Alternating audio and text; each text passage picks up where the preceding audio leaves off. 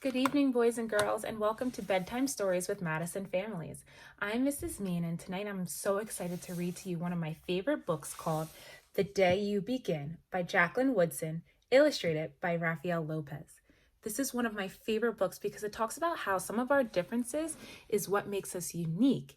And it's okay to be different. It's okay to not be just like your friends or other people around you, because that's what makes you, you. All right, so the day you begin.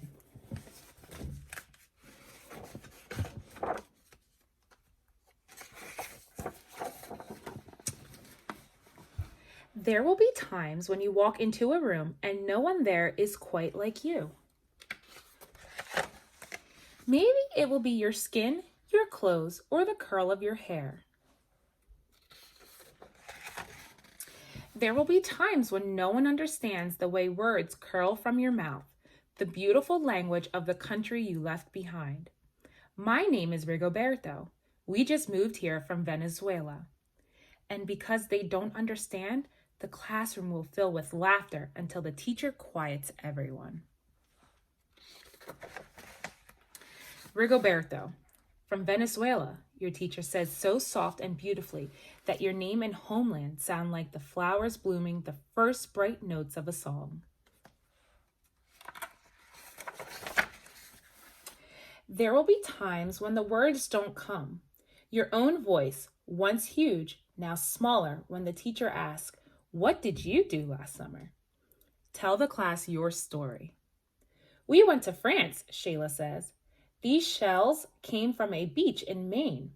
A boy named Jonathan holds out a jar filled with tiny shells so fragile they look like they'll turn to dust in your own untraveled hands. My whole family went to India, Spain, South Carolina, each souvenir a small triumph of a journey. Their travels going on and on. And as you stand in front of that room, you can only remember how the heat waved as it lifted off the curb, and your days spent at home caring for your little sister, who made you laugh out loud and hugged you hard at nap time. You can only remember the books you kept on reading long after she had fallen to sleep. And in that room, where no one else is quite like you, you'll look down at your own empty hands and wonder, what good is this when others were flying and sailing and going somewhere?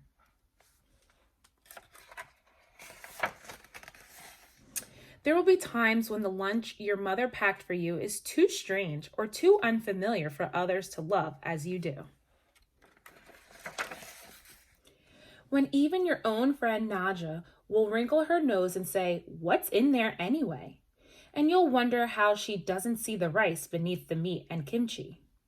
You'll wonder why she doesn't remember that rice is the most popular food in the world.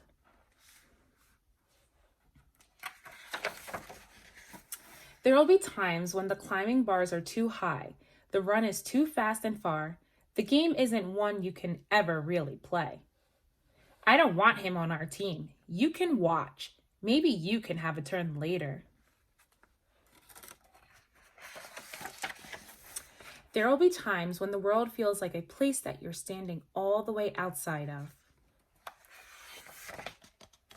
And all that stands beside you is your own brave self, steady as steel and ready, even though you don't yet know what you're ready for.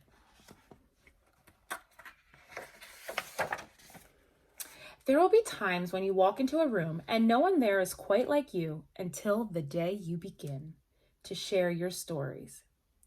My name is Angelina, and I spent my whole summer with my little sister, you tell the class, your voice stronger than it was a minute ago, reading books and telling stories, and even though we were right on our block, it was like we got to go everywhere.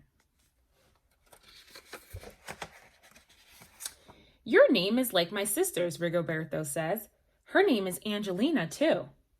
And all at once, in the room where no one else is quite like you, the world opens itself up a little wider to make some space for you. This is the day you begin to find the places inside your laughter and your lunches, your books, your travel, and your stories, where every new friend has something a little like you and something else so fabulously not quite like you at all.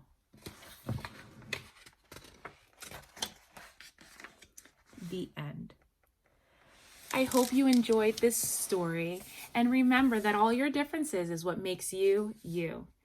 Good night and sweet dreams.